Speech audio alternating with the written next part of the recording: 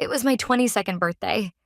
The surprise party my friends threw for me was, without a doubt, one of the best moments of my life. They rented out an entire restaurant, showered me with heartfelt gifts, and filled the night with endless laughter. I even cried a little. My phone was overflowing with messages from friends. "Can't wait to see your next chapter, Betty. Hurry up and give me one of your company business cards once it's official." All full of excitement for the future. With the vibration of constant notifications feeling like proof of my happiness, I opened the door to my living room while still feeling on a high. But at that very instant, my fragile happiness shattered, like thin glass cracking under the slightest pressure. My father was sitting back on the sofa with his legs spread out carelessly, while my mother sat beside him with her arms folded and a serious look on her face. My younger sister Amelia didn't even glance at me, her eyes fixed on her phone. The atmosphere was suffocating, like detectives waiting to interrogate a suspect of a serious crime. I stopped in my tracks. "What's going on? Why are you all up this late?" It took everything I had to keep my voice calm. The heavy tension in the air slowly coiled around my stomach. My father was the first to speak. He muted the TV with the remote, turned toward me lazily, and said, "Oh, there you are. Perfect timing. We need to talk." "Talk?" "Yeah, the family needs a lump sum of money, and since you're part of this family, it's only natural that you help out." "What do you mean? Did something happen?" In response to my question, he looked at me with that smug, testing expression of his and said, "It's about Amelia. She's decided to study design for a year in Paris next year." Impressive, isn't it? "Study abroad?" The words got caught in my throat. Amelia finally looked up and turned her phone toward me, showing pictures of glittering Parisian streets and a luxurious apartment. "Yeah, all my friends are going, and honestly, I'd look bad if I didn't. Plus, it's not just about studying. I'm planning to build connections over there and eventually start my own brand. So think of it as an investment for my future." She said that without a hint of shame. I was speechless. Where do you think that kind of money's going to come from? Hearing my mutter, my father lounged back on the sofa and spoke, as if a king were issuing an order. "From your money, of course. As her older sister, it's your responsibility to support her bright future. Besides, the Johnson family next door sent their daughter abroad, too. We can't fall behind them." His calm voice made me dizzy. A cold premonition ran up my spine. They knew. I'd been working late nights, turning down invitations from friends, saving every dollar I could. And then, as if declaring something completely reasonable, my father continued, "That's why we sold the stuff you had in your safe." "What?" For a moment, I couldn't process the words. My safe?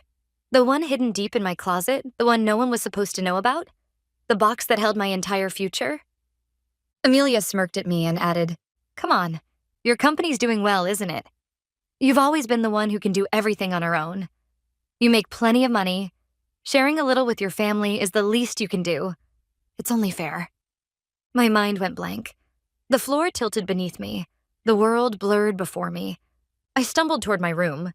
The closet door in the corner was slightly open, something I never left ajar.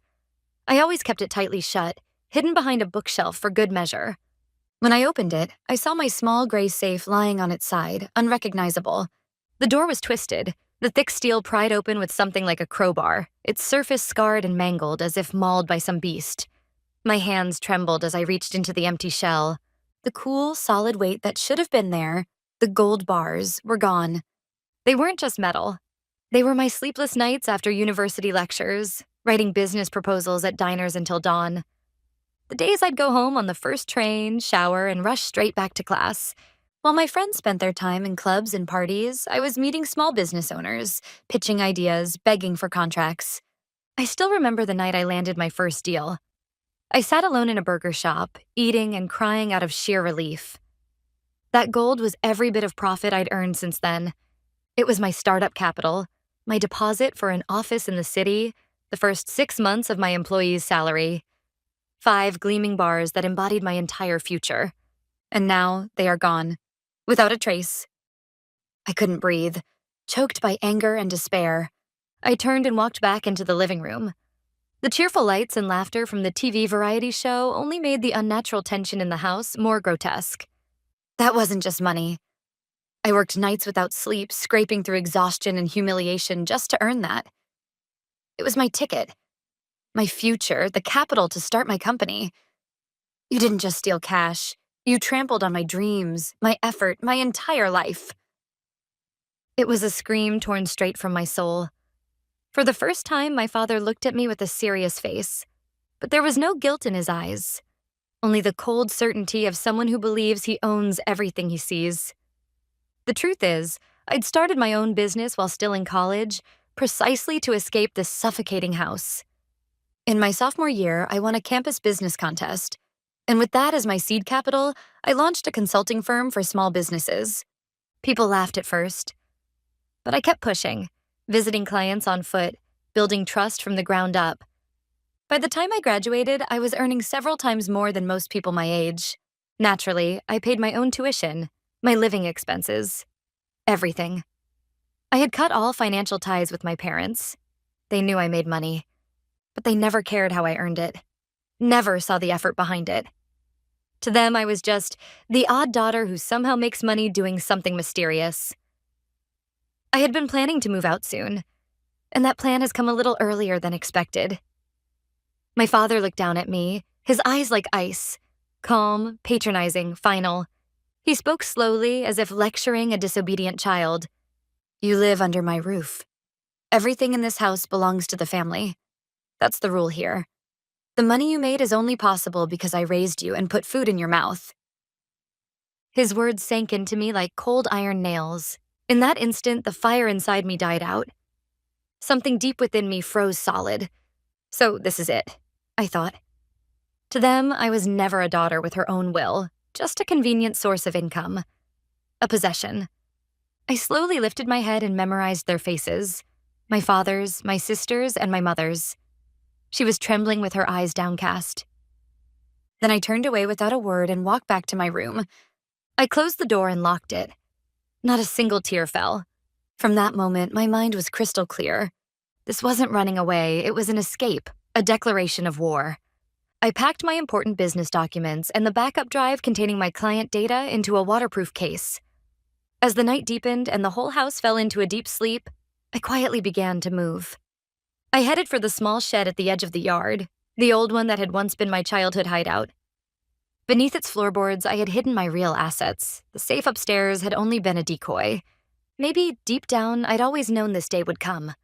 The remaining gold bars, the emergency cash I'd kept for the worst-case scenario, tens of thousands of dollars in bills. I stuffed everything into a duffel bag and made trip after trip to load it all into my car. When I was done, I got behind the wheel, started the engine, and looked into the rearview mirror. The house stood there in darkness, silent, lifeless. No goodbyes, no excuses, no regrets. I pressed down on the accelerator. I sped through the quiet midnight streets and merged onto the highway. I didn't know exactly where I was going. I just needed to get as far away from that house as possible. The next morning, the breakfast table must have been silent as a grave.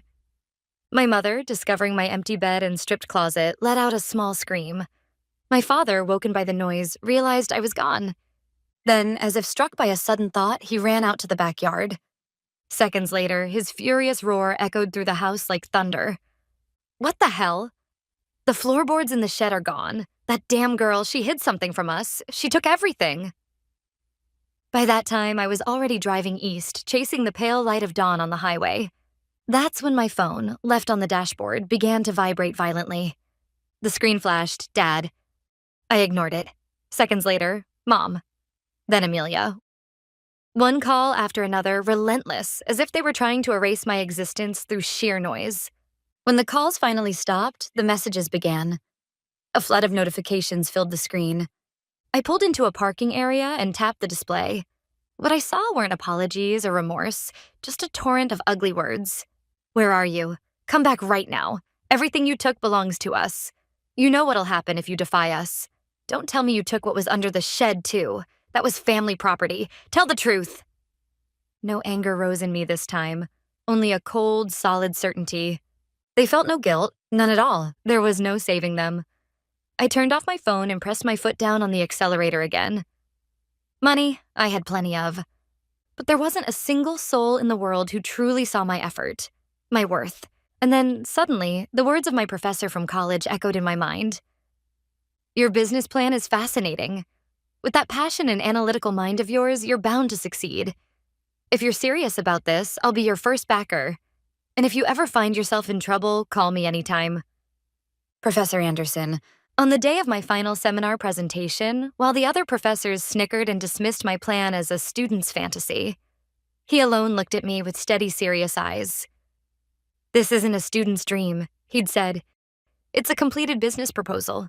You mean this? Those words became the anchor that kept me from sinking so many times. My hands were trembling as I turned my phone back on. I scrolled through my contacts until I found his name and pressed call, almost like a prayer. Even though it was early morning, he answered right away. Hello, Anderson speaking. Professor Anderson, I'm sorry for calling so early.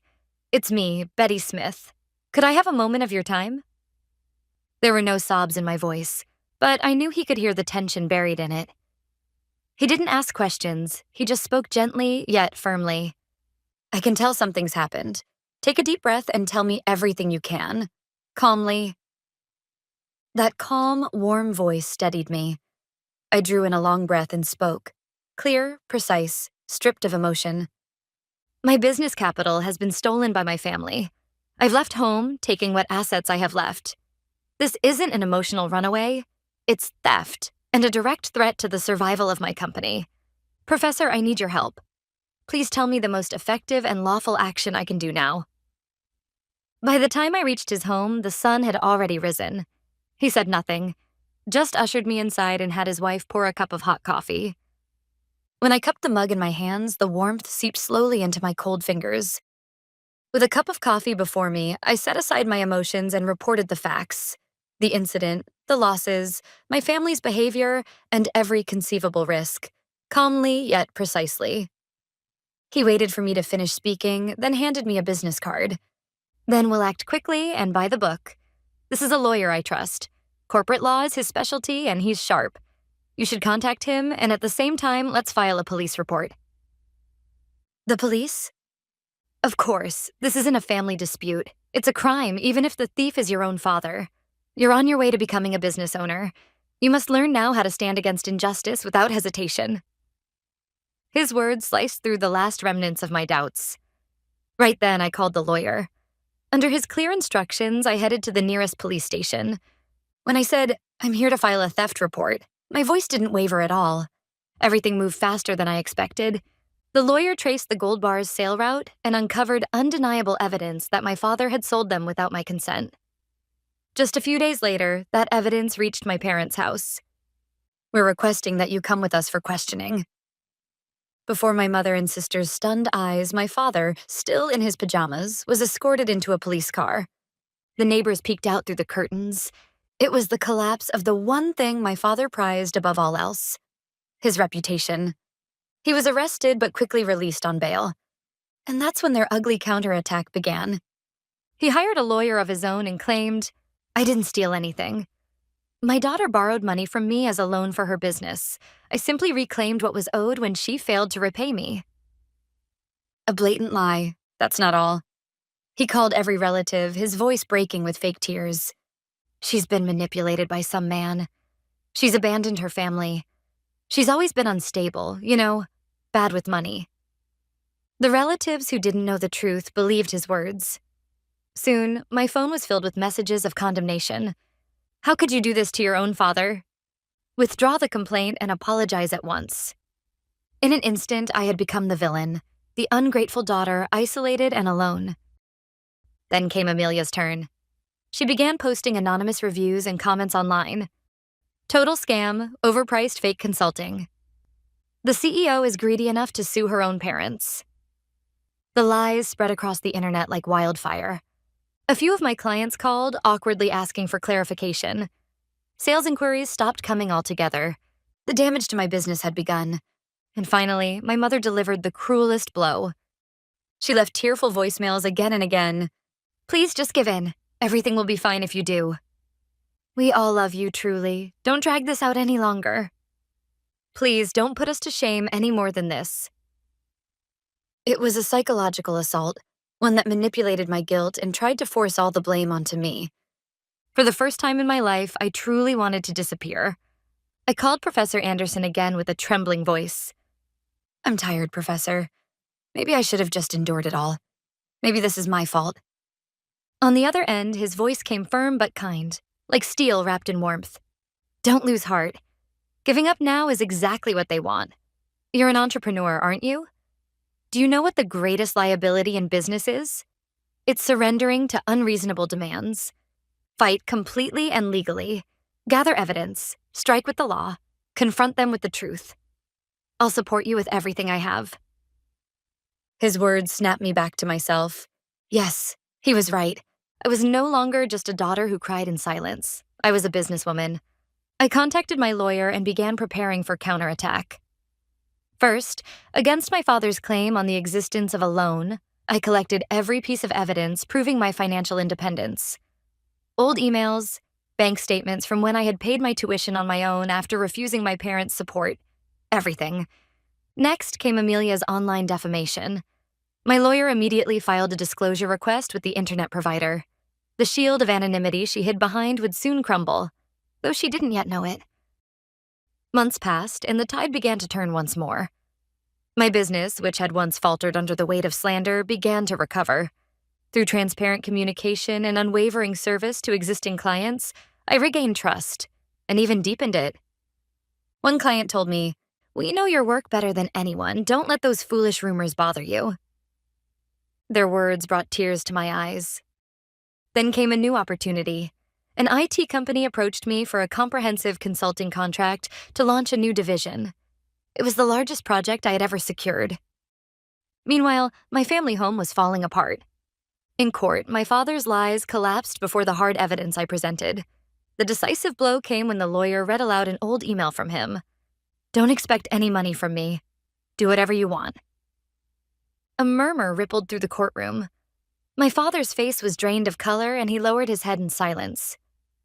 Amelia, whose identity had been exposed through the disclosure order, received a formal notice from my lawyer for an enormous damages claim for defamation. She panicked. Their finances deteriorated rapidly. They fell behind on property tax payments. Desperation turned inward. They began blaming one another. One afternoon, about 6 months after I'd moved into my new office, my assistant called through the intercom, her voice uneasy. "Ma'am, there are 2 women at reception who claim they must see you. I don't recognize them." I knew immediately who they were. I drew a quiet breath and spoke calm. "All right, take them to the meeting room." When I opened the door, there they were, my mother and sister, almost unrecognizable. Their once expensive clothes were gone. My mother's hair was streaked with gray. The arrogance that once gleamed in my sister's face had vanished, replaced by exhaustion and fear. The moment I entered, my mother broke down as she sobbed in tears. "Please, come back to us. Your dad truly regrets everything. Without you, we—" Beside her, Amelia apologized deeply. "I'm so sorry, Betty. Please withdraw the lawsuit. Take down the claims. I was stupid, I know that now. I'll never repeat my mistakes again. Please help us." It was a pitiful sight. The same people who had mocked me, stolen my future, were kneeling before me. I sat down across from them, expressionless. Then I spoke quietly and precisely. "Help you? Yes, I suppose things are difficult for you now. You've lost your home, your money, your precious reputation. But you know what? You've brought all of this upon yourselves." At my cold words, they flinched and looked up in fear. "You say Dad has repented?" "No, he's not sorry. He's simply afraid. Afraid of losing everything after being caught. And your apology isn't about remorse. It's about avoiding your responsibilities. There's no sincerity in that." "No, that's not—" "You didn't just steal my money. You trampled my effort, my time, my dreams. On my 22nd birthday, when you sold my future so coldly, that was the moment you stopped being my family." I paused, met their eyes, and delivered my final words, slowly and clearly. "I'm no longer related to you all." The sentence struck them like a blade. My mother gasped. The color drained from Amelia's face. I rose to my feet. "Don't ever appear before me again. I've already made that clear through my attorney. The next time we meet, we'll be in court." Without another glance, I left the room. Behind me, I thought I heard my mother's sobs, but I didn't turn back once. Back in my office, I pressed the intercom. If those two women ever come again without an appointment, do not, under any circumstances, let them through. My voice was calm, cold, and unshakable. My assistant hesitated for a moment, then nodded firmly. "Roger, ma'am." But that wasn't enough. Their visit was no longer just emotional intrusion. It was a clear act of harassment, a threat to both my peace of mind and my company's safety. I called my lawyer immediately. "Something just happened. My mother and sister came to my office earlier. I suspect they'll come again. Please begin formal proceedings for a restraining order. I need to secure both my mental stability and the integrity of my business." Sensing my resolve, the lawyer replied firmly, "I understand. I'll begin the procedures immediately." Some days later, my lawyer informed me that my family had received the certified warning letter and that the court had officially issued a restraining order. Since that day, neither my mother nor my sister has ever appeared before me again. Through whispers carried by others, I heard that their house had finally been seized and they got scattered. My father lost the trial. He was convicted, with a suspended sentence, and ordered to pay compensation. Unable to find steady work, he now lives by taking day labor jobs. My mother sought shelter at a distant relative's home. As for Amelia, I don't know where she is, and I have no desire to know. Whether they now spend their days cursing each other or quietly trying to rebuild what's left of their lives no longer has anything to do with me. That belongs to another world, another story. I am now walking my own path. My company has continued to grow, steadily and surely. Today we have a bright, spacious office in the heart of the city. After retiring from the university, Professor Anderson joined us as our corporate advisor. He now sits beside me, smiling with genuine pride as he watches the company's progress. Perhaps, in the truest sense, he is my family. Recently, I bought myself a small apartment, a reward for everything I've overcome. From the window, the glittering city lights look far warmer, far gentler than the view I once saw from that lonely office on that night long ago. This room, this company, this view, I've built all of it with my own hands. It is my fortress, my world, something no one can ever take away. That day's events were, perhaps, both the greatest tragedy and the greatest gift of my life. They stole my gold bars, yes, but in return, I gained something far more precious: true freedom and a strength beyond measure. Holding a glass of champagne, I gazed out at the countless lights beyond the window. My future shines before me, bright, endless, unclouded. There is nothing left that can cast a shadow over my life. With true freedom finally in my hands, my story has only just begun.